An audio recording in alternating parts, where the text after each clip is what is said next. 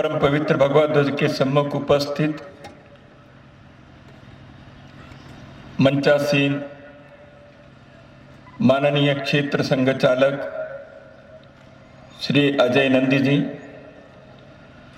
माननीय प्रांत संघ चालक महोदय श्री अतुल कुमार विश्वास जी, मध्य बंग प्रांत के प्रांत कार्यवाह श्री मनोज कुमार चट्टोपाध्याय जी, इस कार्यक्रम में उपस्थित पूज्य श्रद्धेय स्वामी जी, संघ के अन्य कार्य अधिकारी वृंद, कार्यकर्ता एवं स्वयंसेवक बंधुओं, समाज के सज्जन बंधु, श्रद्धेय माता भगिनी,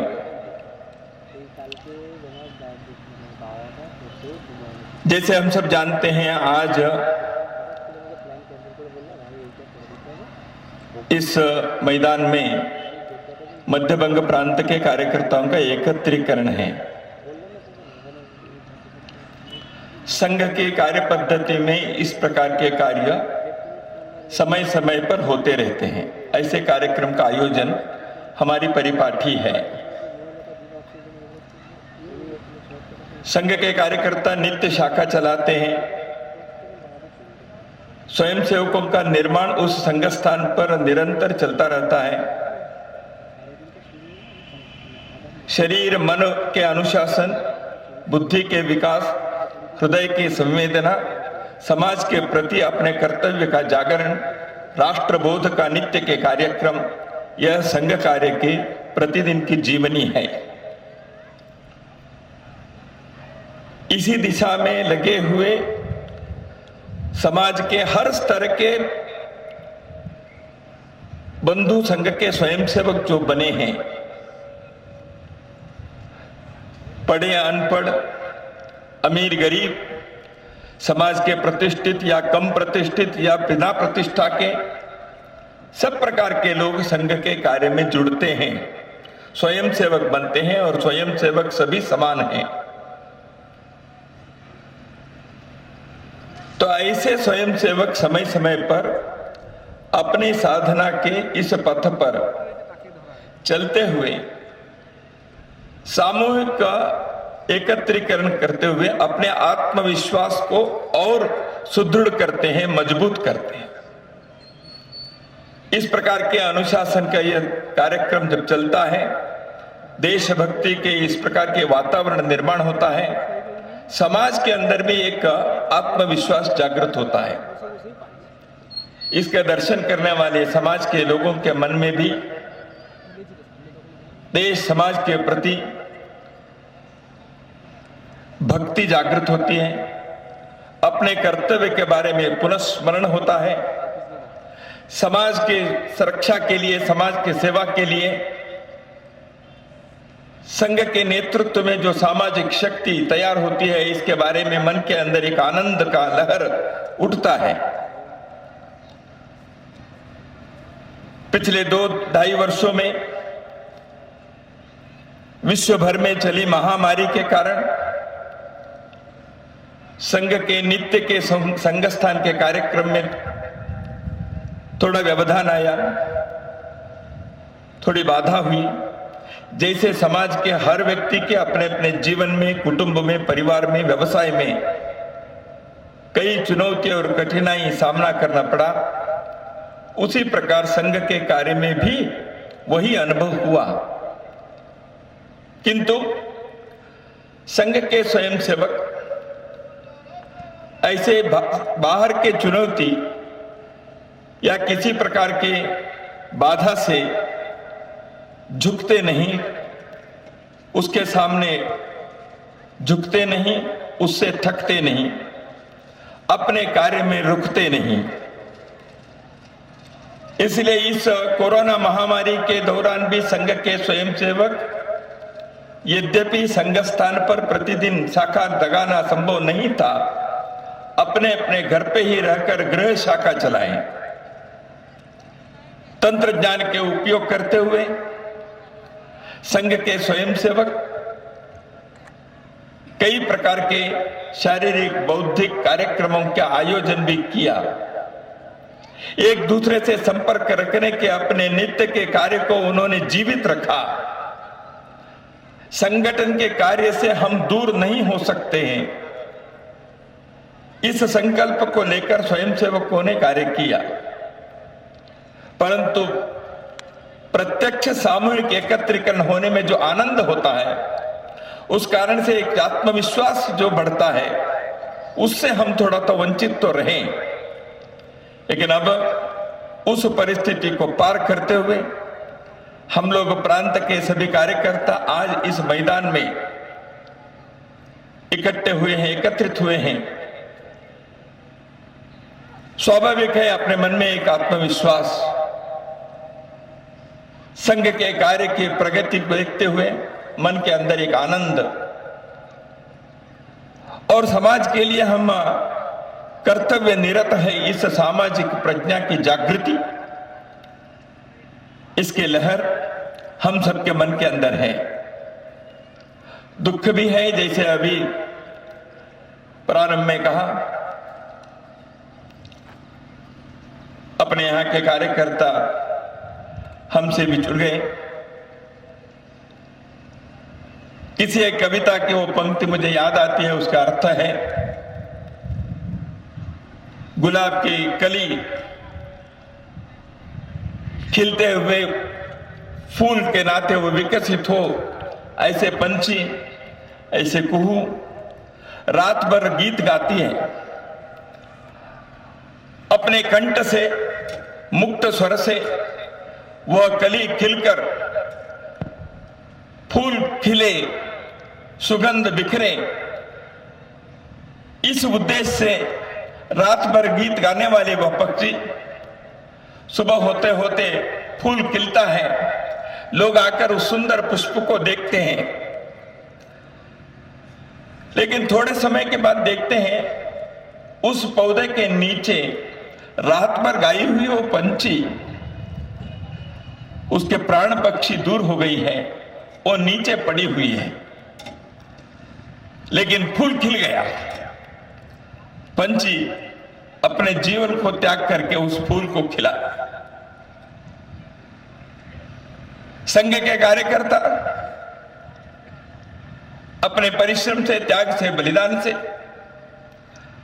किसी भी प्रकार के परिस्थिति में अपने संकल्प को स्मरण करते हुए, उससे दूर न होते हुए अपने निश्चित लक्ष्य के तरफ बढ़ने का अपने जीवन व्रत को चलाते हैं। भारतवर्ष के हर कोने में आज संघ का कार्य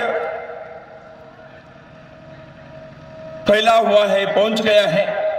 शायद ही कोई जिला है, कोई तहसील है, कोई महकमा है जहां संघ के स्वयंसेवक नहीं है। ऐसे संघ के देशों विशाल करने वाले कार्यकर्ता अपने परिश्रम से संघ के वृक्ष को ऐसे विशाल सुदृढ़ बनाया है। राष्ट्रीय स्वयंसेवक संघ का कार्य आज देश में सबके प्रशंसा के, आशा के केंद्र के रूप में, देश के रक्षा के एक समर्थ शक्ति के नाते, समाज के विकास के एक प्रेरणा केंद्र के नाते विकसित हुआ है। उसको देखकर समाज के सज्जन लोग, सज्जन शक्ति, देश के बारे में सोचने वाले, कुछ करने वाले सभी लोग संघ के इस कार्य के बारे में अपने साधुवाद देते हैं, अभिनंदन। मेरे जैसे कार्यकर्ता जब देश में प्रवास करते हुए समाज के विभिन्न क्षेत्रों के हस्तियों को, प्रतिष्ठित लोगों को, समाज के प्रभावी लोगों को मिलते हैं तो उनके उद्गार से हमारे अंदर के विश्वास कई गुना बढ़ जाता है। वो कहते हैं आप सही रास्ते पर हैं देश के लिए, आपके यह शक्ति, आपने जिस दिशा पर चले हैं वह मार्ग यह आवश्यक है। ऐसे हमें आशीर्वाद देते हैं, हमें शुभकामनाएं देते हैं। ऐसे सभी महानुभावों के प्रति हम कृतज्ञता व्यक्त करते हैं और कहना चाहते हैं ये केवल संघ का कार्य नहीं है, यह समग्र राष्ट्र का कार्य है, सब समाज का कार्य है। संघ समाज से अलग होकर कोई कार्य नहीं कर रहा है, संघ समाज का संगठन कर रहा है। समाज में एक संगठन को खड़ा करके दूसरों के साथ किसी भी प्रकार की स्पर्धा में, प्रतियोगिता में हम आपसे अच्छे हैं ऐसे दिखाने के लिए संघ का कार्य नहीं है। संघ का कार्य समाज को शक्तिवान बनाने का कार्य है। संघ का कार्य भारत के अंदर के हिंदू समाज के आत्मविश्वास को जागृत करने का कार्य है। संघ का कार्य भारत को विश्व के राष्ट्र मालिका में एक श्रेष्ठ सम्मानित स्थान दिलाने का काम है। संघ का कार्य भारत के विश्व गुरु के नाते पुनः एक बार स्थापित करने का एक महान लक्ष्य है। लेकिन सपना कितना बड़ा होता है, प्रयत्न भी उतना ही बड़ा होना पड़ता है। केवल सपने देखने से काम पूरा नहीं होता। उस सपने को साकार करने के लिए प्रतिदिन प्रतिपल परिश्रम मेहनत करने वाले समाज ही उस लक्ष्य के पहुंचने में, लक्ष्य के तक पहुंचने में सफल हो सकता है। संघ का कार्य इसी दिशा में चला है। अभी भारत ने अपने स्वाधीनता के 75 वर्ष पूर्ण होने पर अमृत महोत्सव के कार्यक्रम पूरे देश के लोगों ने मनाया, हम सब ने मनाया। संघ के कार्यकर्ता कई प्रांतों में, गांव-गांव में जाकर वहां देश की स्वाधीनता के लिए, देश के स्वाधीनता संग्राम में कार्य किए हुए लोगों के हर जिले में कौन किया है, उनकी संतति आज कौन है, ऐसे स्मरण करते हुए उन सब के प्रति अभिवादन करने का, समाज से कृतज्ञता व्यक्त करने का कार्य भी हमने किया। और यह भी किया कि जिन लोगों ने देश की स्वतंत्रता के लिए, स्वाधीनता के लिए कार्य किया, उनके मन के अंदर के जो सपने थे उसको पूर्ण करने का संकल्प भी हमें लेना चाहिए। यह कार्य भी स्वयंसेवकों ने किया है। अब देश के सामने एक विचार रखा है, आने वाले 25 वर्ष यानी स्वाधीनता के 100 वर्ष पूर्ण होने पर भारत को विश्व की राष्ट्र मालिका में प्रथम स्थान दिलाने का एक महान लक्ष्य लेकर चलना चाहिए। इसलिए आने वाले 25 वर्ष अमृत काल है, ऐसे कहा गया है, ऐसी घोषणा हो गई है। संघ के स्वयंसेवकों के लिए आने वाले 3 वर्ष के बाद संघ का कार्य 100 वर्ष पूर्ण करेगा। 1925 में नागपुर में पूजनीय डॉक्टर केशव बलराम हेडगेवार हिंदू समाज के संगठन करते हुए भारत को परम वैभव पर ले जाने का एक महान लक्ष्य के प्रथम चरण उन्होंने वहां रखा, संघ कार्य का प्रारंभ किया। मुट्ठी भर नौजवान लोगों से यह कार्य प्रारंभ हुआ। अब 97 वर्ष पूर्ण हो गए हैं। आज राष्ट्रीय स्वयंसेवकों की चर्चा न केवल भारत के अंदर है, अपितु विश्व भर में संघ के इस कार्य के बारे में अध्ययन कर रहे हैं, चर्चा होती है। प्रशंसा करने वाले करते हैं, विरोध करने वाले भी इधर उधर दिखते हैं। लेकिन संघ का कार्य यह जड़ पकड़ा है, लोगों के सामने खड़ा है, सबको मालूम है। तो इसलिए स्वयंसेवक संघ के 100 वर्ष पूर्ण होना और स्वाधीनता के 100 वर्ष पूर्ण होना, इन दोनों दिशा लक्ष्य को सामने रखकर अपनी इस साधना को और परिपूर्ण बनाएं, और गुणात्मक बनाएं, और प्रभावी बनाएं, सारे समाज को लेकर आगे बढ़े। पथ का अंतिम लक्ष्य नहीं है सिंहासन चढ़ते जाना, सब समाज को लिए साथ में आगे हैं बढ़ते जाना। सारे समाज को साथ में लेकर आगे बढ़ना है। यह प्रत्येक स्वयंसेवक, प्रत्येक कार्यकर्ता इस प्रकार के एक विचार को मन में रखते हुए आगे बढ़ते। इसलिए संघ कार्य में आज हम देखते हैं, भारत के अंदर जब एक परिवर्तन के लहर चल पड़ा है, भारत एक करवट ले रहा है, विश्व में भारत की मान्यता बढ़ती है। समस्या नहीं है, ऐसे नहीं है, समस्या है। लेकिन कोई भी जीवित देश, कोई भी जीवित समाज के सामने समस्या नहीं रहती, प्रश्न नहीं रहता, ऐसे हो नहीं सकता। परंतु उस समाज के, उस राष्ट्र के अंदर उस समस्या को, चुनौती को स्वीकार करके आगे बढ़ने के, उस चुनौती को परास्त करने की ताकत अंदर है या नहीं है। एक शक्तिशाली सामर्थ्यवान समाज समस्या से, चुनौती से नहीं डरता, वो चुनौती को स्वीकार करता है। जैसे एक नाविक तूफानों से, लहरों से वो डरता नहीं है, लहरों के, तूफानों को वो स्वागत करता है, क्योंकि उसको नाव चलाना आता है। जब नाव चलाना आता है, वो लहरों से नहीं डरता, चट्टानों से नहीं डरता। भारत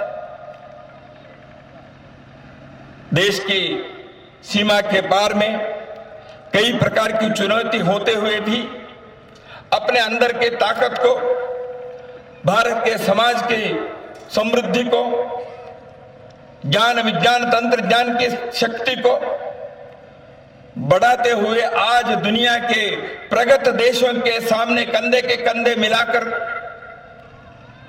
आगे बढ़ने के एक सामर्थ्य दिखा रहा है। तो ऐसे समय में स्वाभाविक है, इस देश के अंदर के हिंदू समाज अपनी संस्कृति, यहां के सभ्यता के जीवन मूल्यों के आधार पर जो देश खड़ा हो रहा है, उसको और सुदृढ़ करना, और प्रभावी बनाना, और स्थायी रूप से भारत के इस दुनिया के लिए जो योगदान दे सकता है, उसके बारे में और सोचते हुए विश्व मंगल के कार्य को, लोक कल्याण के कार्य को, सारे मानव जाति के उन्नति के श्रेष्ठ कार्य को करने के लिए हम तैयार हो। इसलिए भारत उठेगा तो भारत किसी को कुचलने के लिए नहीं, भारत उठेगा दूसरों को नष्ट करने के लिए नहीं, भारत उठेगा, भारत बड़ा होगा दूसरों के प्रति घृणा और द्वेष और नफरत फैलाने के लिए नहीं। भारत उठेगा विश्व के अंधकार को दूर करने के लिए, एक दीप स्तंभ के नाते भारत जगेगा, उठेगा, खड़ा होगा। यही तो इस देश के सभी महापुरुषों ने, जिनके चित्र यहां इस मैदान में हम देखते हैं, ऐसे लोगों ने भारत के बारे में सपना देखा था। यही पथ प्रदर्शन उन्होंने करोड़ों करोड़ों भारतवासियों को उन्होंने दिया था। संघ उसी पथ पर चल पड़ा है। भारत आज दुनिया में अपने नाम कमाया तो हिंदू जीवन मूल्यों को, हिंदू जीवन दर्शन को अपने हृदय के अंदर रखते हुए इस दिशा में आगे बढ़ा है। योग की अंतर्राष्ट्रीय योग दिवस किसके देन है? हजारों हजारों वर्ष पूर्व यहां के मनीषियों ने, ऋषियों ने अपने जीवन में इस योग के एक जीवन पद्धति को विकसित करने का अद्भुत प्रयोग किया। जीवन में वो साक्षात्कार करते हुए इस मानव जाति के लिए एक बड़ा देन के नाते उसको उन्होंने बना के रखा, विकसित करके रखा। आज दुनिया उसका स्वागत कर रही है। उस दिशा में, उस मार्ग पर चलने के लिए आगे बढ़ रहा है। भारत ने आयुर्वेद को दिया, भारत ने कुटुंब पद्धति, परिवार पद्धति को विकसित किया। आज विश्व के कई देशों के लोग परिवार टूटता है इसलिए दुखी हैं। मनुष्य परिवार के अंदर रहने वाला व्यक्ति अपने मन के अंदर टूटता है, जीवन मूल्यों के ह्रास होता है, तो लोग कहते हैं भारत ने एक परिवार पद्धति को जो विकसित किया है उस मॉडल को हम ले सकते हैं तो हम भी समाज के अंदर शांति और परिवार के अंदर सुख खुशहाली ला सकते हैं। यह अनुभव उनको आता है। दुनिया जब तरस रही थी कोरोना के समय, भारत ने अपने लोक कल्याण के, लोक सेवा के मार्ग को छोड़ा नहीं। चुनौती उनको भी थी, कष्ट उनको भी था, चुनौती हमें भी थी, कष्ट हमको भी था, लेकिन यहां के वैज्ञानिकों ने, यहां के समाज ने, यहां के सरकार ने दुनिया को वैक्सीन देने का एक श्रेष्ठ कार्य किया। विश्व के मानवता को बचाने के एक संवेदना हमने रखी। भारत इसलिए जब दूसरों के कष्ट, दूसरों के दर्द देखकर हम भी द्रवित होकर उनके सेवा के लिए खड़े होने वाले एक समाज को यहां निर्माण किया है। इस दिशा में आगे बढ़ने के लिए हम कातर हैं। राष्ट्रीय स्वयंसेवक संघ ऐसे समाज के निर्माण में लगा हुआ है। संघ से निर्मित स्वयंसेवक कार्यकर्ता जीवन के हर क्षेत्र में जाकर एक परिवर्तन के, बदलाव के, सकारात्मक दिशा में चलने के वातावरण निर्माण कर रहे हैं। समाज के सज्जन लोगों को जोड़कर इस दिशा में जाने का प्रयत्न हम करते हैं। भारत के जीवन मूल्यों के आधार पर चलने का प्रयत्न करते हैं। भारत के संस्कृति और सभ्यता के जो श्रेष्ठ बातें हैं उसको हम जीवित रखें। भारत के समाज में जो गलती हमने की है, यदि हमने इतिहास में ठीक रास्ते पर नहीं चले हैं, यदि हमसे अपराध हुआ है, हम उसको भी ठीक करें। हिंदू समाज ने कई प्रकार के सामाजिक कुरीतियों से त्रस्त रही है। बाधा के कारण समाज के विकास जिस प्रकार होना चाहिए था उस कालखंड में नहीं हुआ। उसका परिणाम कई बार आज भी भुगतना पड़ता है। छुआछूत के, अस्पृश्यता के कारण हमारे ही बंधु भगिनियों के साथ अमानवीय व्यवहार हुआ तो हिंदू समाज उसके पक्ष में नहीं जा सकता, उसको स्वीकार नहीं कर सकता। समाज के अंदर के कई प्रकार की कुरूढ़ियों को, कुरीतियों को दूर करने के लिए जैसे महानुभावों का चित्र यहां लगा हुआ है, ऐसे लोगों ने समाज के सुधार के लिए प्रयत्न किया। तो हिंदू समाज के प्रति प्रेम, लेकिन समाज के कमियों के, समाज के दोषों के बारे में हमने कभी उसको स्वीकार नहीं किया, उसको दूर करने का, उसके साथ लड़ने का, समाज को सही सन्मार्ग पर ले जाने का कार्य किया। इसलिए वो ऐसे समाज सुधारक राष्ट्र पुरुष बन गए, महान विभूति बन गए, प्रेरणा केंद्र बन गए। उन्होंने हमको कहा देखो ये गलती है, इस गलती के रास्ते पर हम नहीं चलेंगे। भारत के समाज में, अपने समाज में कई प्रकार के और भी चुनौतियां आई। समाज ने अपने आत्म के स्वाभिमान को, आत्माभिमान को खो बैठा था। हमारे स्वाभिमान को जगाने का कार्य स्वामी जी ने दुनिया भर में किया। शिकागो के विश्व धर्म परिषद में हिंदुत्व के नगारा बजाते हुए भारत के स्वाभिमान को उस विदेशी गुलामी के दौरान भी उन्होंने भारत के उस पर्च को वहां फहराया।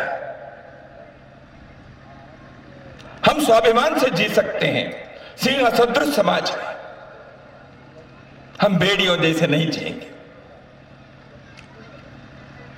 समाज के अंदर कर्मण्यता की कमी होती है,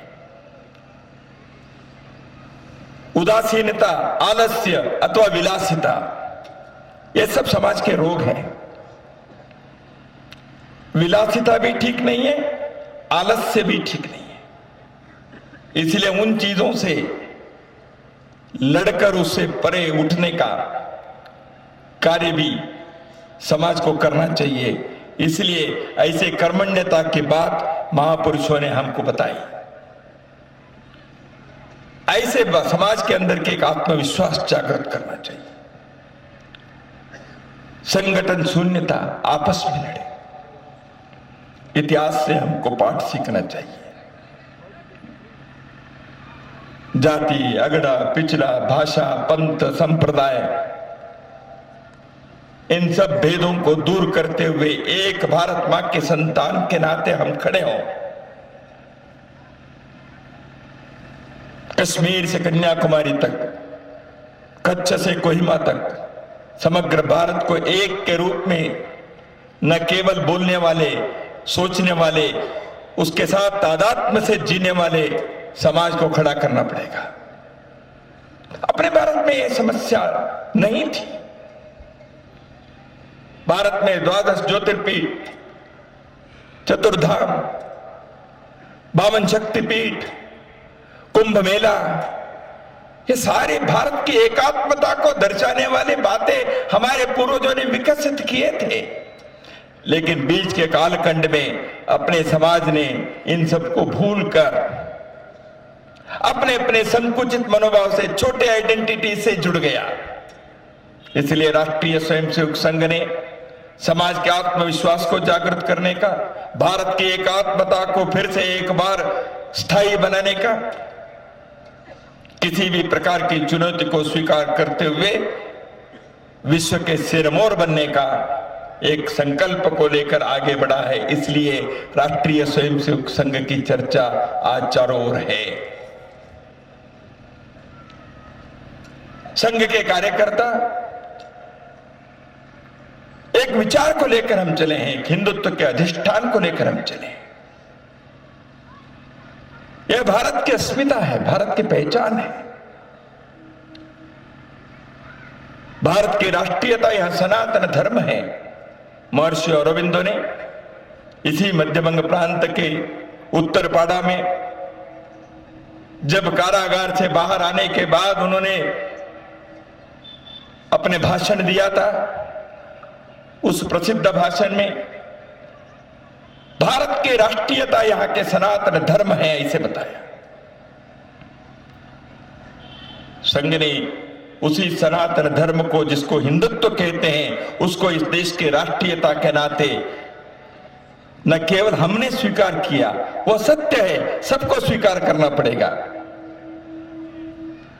लेकिन कुछ लोग ऐसे होते हैं, क्या करें।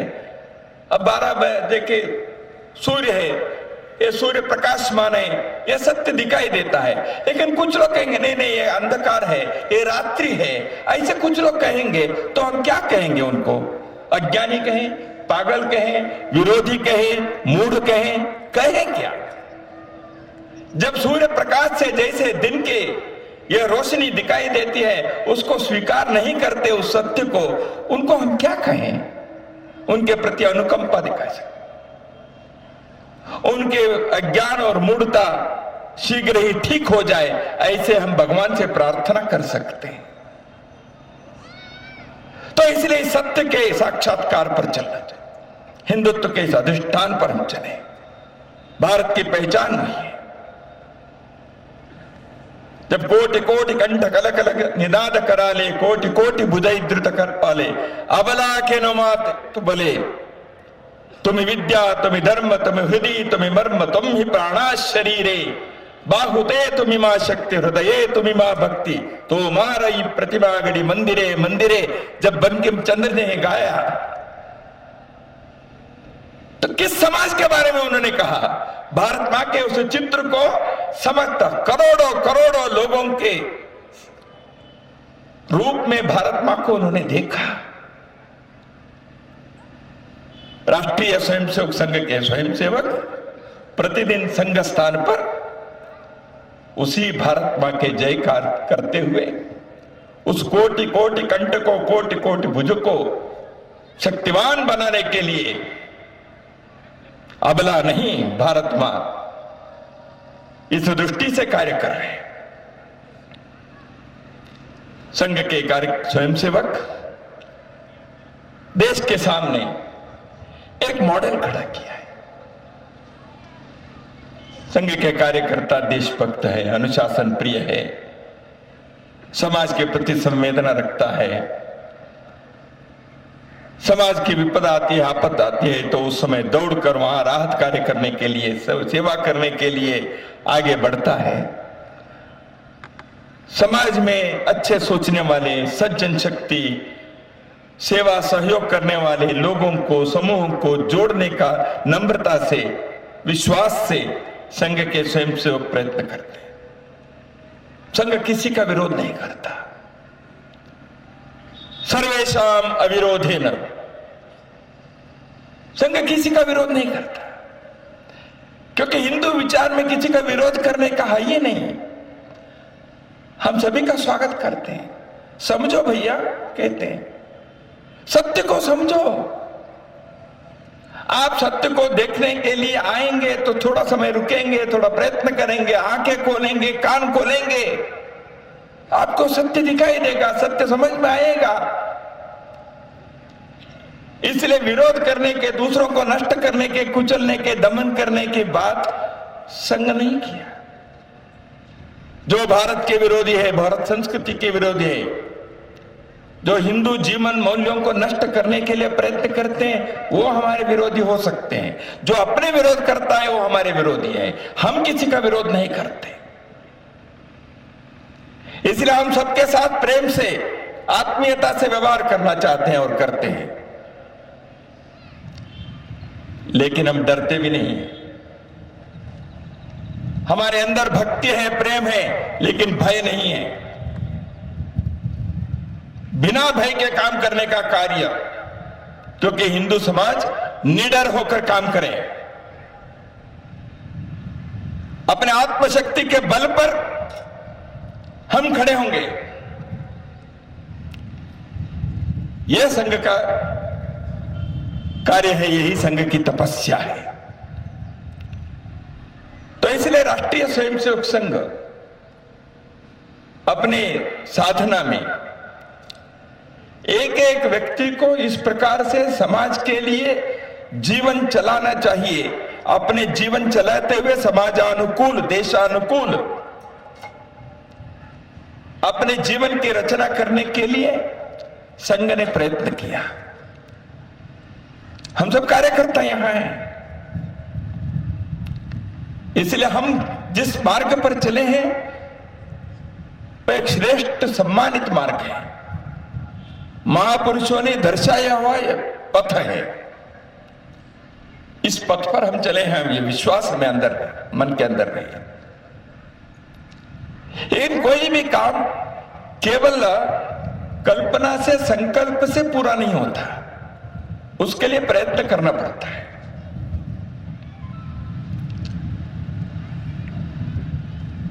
किसान अपनी खेती में, अपनी जमीन में फसल उगाने के लिए प्रयत्न करता है। वो जमीन को ठीक करता है, वहां हल चलाता है, बीज बोता है, खाद और पानी की व्यवस्था करता है। वो परिश्रम उसको करना पड़ेगा। लेकिन ईश्वर, भगवान धूप देता है, सर्दी में कोहरा देता है, वर्षा करता है। इसलिए भगवान का काम वर्षा देने के, बारिश देने के, धूप देने के, ये काम है। लेकिन कोई भी भगवान आकर हल चलाकर बीज बोएगा नहीं, वो किसान को वो करना पड़ता है। इसलिए पुरुष प्रयत्न और परमेश्वर की कृपा से, मनुष्य के साधना से और माधव के आशीर्वाद से सफलता सिद्धि होती है। इसलिए महापुरुषों की प्रेरणा है। हिंदू जीवन दर्शन के एक श्रेष्ठ ज्ञान भंडार पड़ा हुआ है, लेकिन प्रतिदिन काम करना पड़ेगा। समाज को जागरूक रखने का कार्य प्रतिदिन करना पड़ेगा, नहीं तो अपने समाज कुंभकर्ण जैसे सो जाएगा। इसलिए एक बार सो गया तो 6-6 महीने सोता था कुंभकर्ण। अपने समाज में भी ऐसे हुआ है। कोई महापुरुष आए, उन्होंने शंखनाद किया, लोगों को मार्गदर्शन दिया, लोग उठ गए, महापुरुष के पीछे चले, उनके भक्ति से पूजा किए, उनके शिष्य बने, महापुरुष के अंत हो गया, धीरे धीरे धीरे काम समाप्त हो गया। फिर और एक अवतार। भगवान तो कितने बार हिंदुस्तान के इस धरती पर अवतार किए धर्म की स्थापना के लिए। हर अवतार के आया, कुछ ना कुछ किया, लोग फिर सो गए। महापुरुष आते गए, महात्मा बुद्ध आए, भगवान महावीर आए, शंकराचार्य आए, नानक देव आए, रामकृष्ण परमहंस आए। हर कोई महापुरुष आते हैं तो समाज जय करके उठता है। उसके बाद थोड़े समय के बाद थक जाता है, आलस्य से सो जाता है, फिर वही किसी को आकर फिर से शून्य से प्रारंभ करना पड़ता है। क्या भारत के यही हमारे परंपरा बनी रहनी चाहिए? इसलिए भारत के अपने को, अपने हिंदू समाज को यह संकल्प लेना चाहिए, यह प्रतिज्ञा करनी पड़ेगी, नहीं भाई हम अभी नहीं सोएंगे, न मैं सोऊंगा और किसी को सोने नहीं दूंगा। निरंतर जागृति, अखंड जागरण। काय के लिए? हम सोएंगे तो बहुत सारे लोग,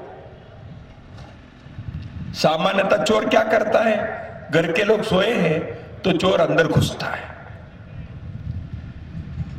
इसलिए चोरी करने वालों को अंधकार और लोगों की नींद ये आवश्यक है। इसलिए जब अंधकार है समाज में, जब समाज के लोग सोए हैं, समाज को धोखा देने वाले, हिंदुओं की चीजों को छीनने के लिए, हिंदू समाज के साथ धोखा देने के लिए ऐसे लोग जागृत होकर काम करते हैं। They do over time work. तो इसलिए कहना पड़ेगा, नहीं भाई हम अभी नहीं सोएंगे।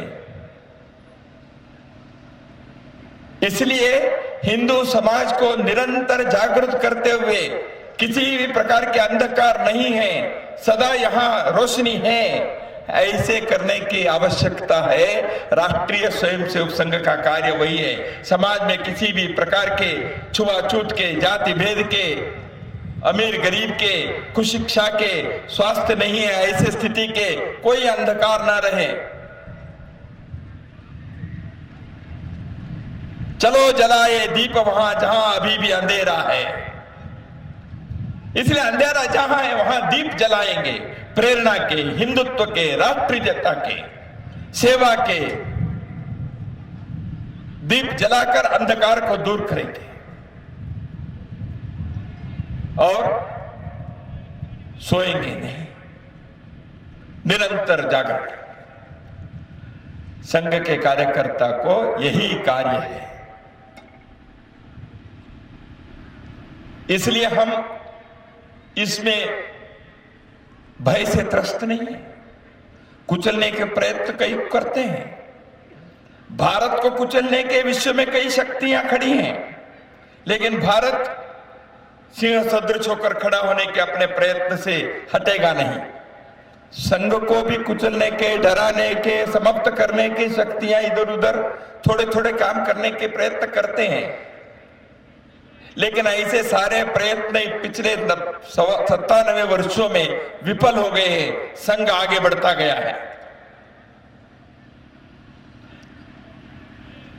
ये सच है, संघ का कार्य आसान नहीं है। इसलिए हमने संघ के स्वयंसेवकों ने गीत गाया है, संघ कार्य आसान नहीं है लेकिन डरना काम नहीं है। हम डरेंगे नहीं। क्यों? हम इकट्ठे, क्यों? हम सही रास्ते पर हैं, क्यों? हम एक दूसरे की मदद करते हैं, क्यों? हमें समाज के आशीर्वाद है।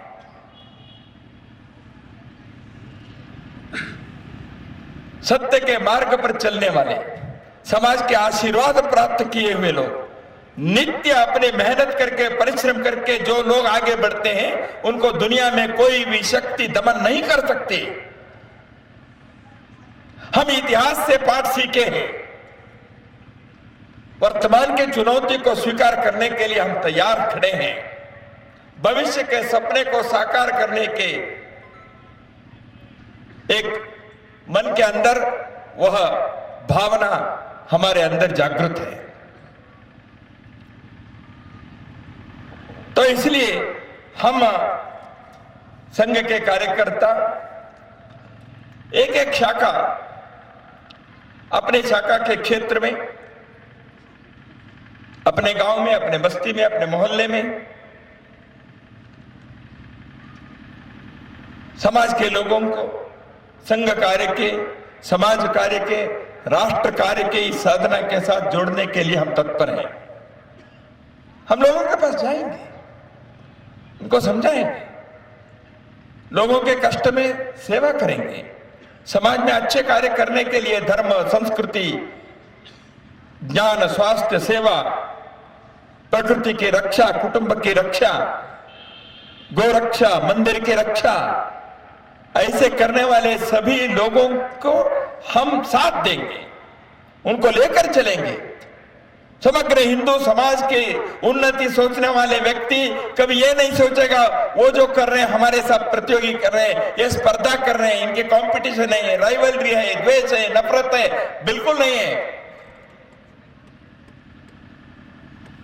हमारे हृदय इतने विशाल है, हम सारे विश्व के सच्चाई को, भलाई को, सारे विश्व में अच्छे सोचने वाले, मंगल कामना करने वाले समग्र लोगों को हमारे हृदय के अंदर लेने की हमारी विशालता है। हमारी विशालता समुद्र के समान है, हमारी विशालता आकाश के समान है। इसलिए हमें कोई डर नहीं है। सब अच्छे कार्य करने वाले वो संघ का ही कार्य कर रहे हैं, इसलिए संघ के कार्य के साथ अच्छे कार्य करने वाले सब लोगों को जोड़ने का एक महान अभियान राष्ट्रीय स्वयंसेवक संघ ने चलाया है। हिंदू समाज को संख्या से कम करके यहां अपने बोलबाला चलाने के लिए कई प्रकार के षड्यंत्र भी चलते हैं। हिंदू धर्म छोड़कर दूसरे धर्म को ले जाने के लिए प्रयत्न करने वाले लोगों की कमी न भारत में है न दुनिया में। लेकिन आज हिंदू समाज जागृत है। हम जानते हैं जहां हिंदू संख्या कम हुई वह जमीन भारत से कट गई। यह इतिहास के क्रूर सत्य है, कटु सत्य है। पिछले 100-150 साल के इतिहास को हम पलट कर देखेंगे तो ध्यान में आएगा जहां हिंदू कम हो गए वहां मंदिर, शक्तिपीठ, आश्रम, हम पूजा करने वाले नदियां वहां हैं, लेकिन वो भूमि हमारे पास नहीं है। क्यों नहीं है? हिंदू समाज की संख्या कम हो गई, हिंदू भाव कम हो गया। जब जब भूले हिंदू भाव को आए विपद महान, भाई टूटे धरती कोई, मिटे धर्म संस्थान। इसलिए हिंदू भाव को, हिंदू संख्या को बनाए रखना भारत की सुरक्षा के लिए, भारत दुनिया में जो अपने सेवा, अपने योगदान देना चाहिए उसके लिए पूर्व शर्त है, आवश्यकता है। इस इतिहास को सब लोग जानते हैं, कम लोग बोलते हैं, जानते तो सब हैं, इसलिए समाज को इस जानकारी को पहुंचाना पड़ेगा।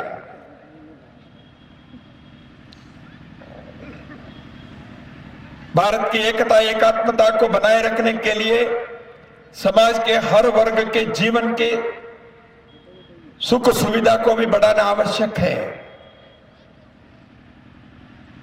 सरकारों की अच्छी योजनाएं चलती है, सरकार जिस प्रकार के काम करेगी देश की भलाई के लिए वो करें, उनके लिए साधुवाद देंगे, उनका स्वागत करेंगे। लेकिन समाज को भी अपने कर्तव्य हैं।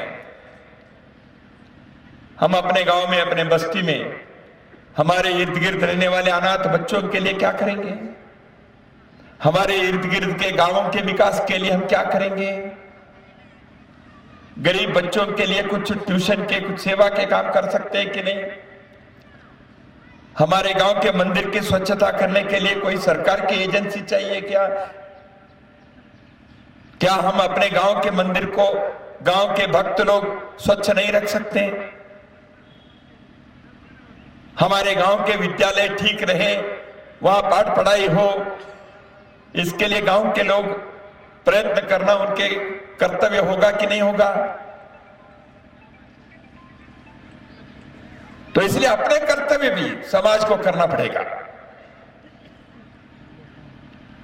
हम पर्यावरण की रक्षा के बात दुनिया में करते हैं, जल जंगल जमीन जानवर के। वो अंतरराष्ट्रीय सेमिनार के काम केवल नहीं है, सरकार के प्रस्ताव के काम केवल नहीं है, यूनिवर्सिटी में पाठ पढ़ाने के, पर्यावरण की रक्षा के लेसन और परीक्षा और पाठ के कुछ मार्क्स परीक्षा के वो नहीं है, वो जीवन पद्धति है। इसलिए मुझे प्लास्टिक का उपयोग कम करना पड़ेगा, पानी बचाना पड़ेगा, पौधा लगाना पड़ेगा, जंगल काटने को रोकना पड़ेगा। ये सारी सृष्टि, ये सारी प्रकृति रहेगी तो मनुष्य रहेगा। हर घर के, हर व्यक्ति के, हर व्यवसाय में लगे हुए मनुष्य के यह काम बनता है। संघ के कार्यकर्ता संघ स्थान पर व्यक्ति के निर्माण के लिए, शरीर मन बुद्धि के विकास के लिए नित्य साधना करते करते समाज में इस जागृति को लाने का प्रयत्न कर रहा है। इसलिए स्वयंसेवक अपने जीवन में पहले इसको उतारेगा। हिंदव सोदरा सर्वे, सारे हिंदू समान है, न हिंदू पतितो भवेत। यह अपने जीवन में, अपने घर में स्वयंसेवक कार्यकर्ता इस सत्य को अपने जीवन में उतारेगा, और जो अपने जीवन में करता है उसका नैतिक कर्तव्य बनता है, समाज में भी इसको फैलाएगा। इसलिए समाज के लोगों के साथ वार्ता करते हुए, संवाद करते हुए, मिलने पर हम इन हिंदू समाज के रक्षा के कई बातों को लेकर हम आगे बढ़ेंगे। इसलिए भारत के उत्थान के, भारत की भलाई के, हिंदू समाज के परमोत्कृष्ट परम वैभव के स्थिति को अपने जीवन काल में, इसी शरीर में, इन्हीं आंखों से देखने जैसे एक स्वर्णिम काल को हम इस धरती पर लाने के लिए संकल्पबद्ध हैं। समस्या आएगी, लेकिन समस्या दूर है ऐसे हम ना सोचे।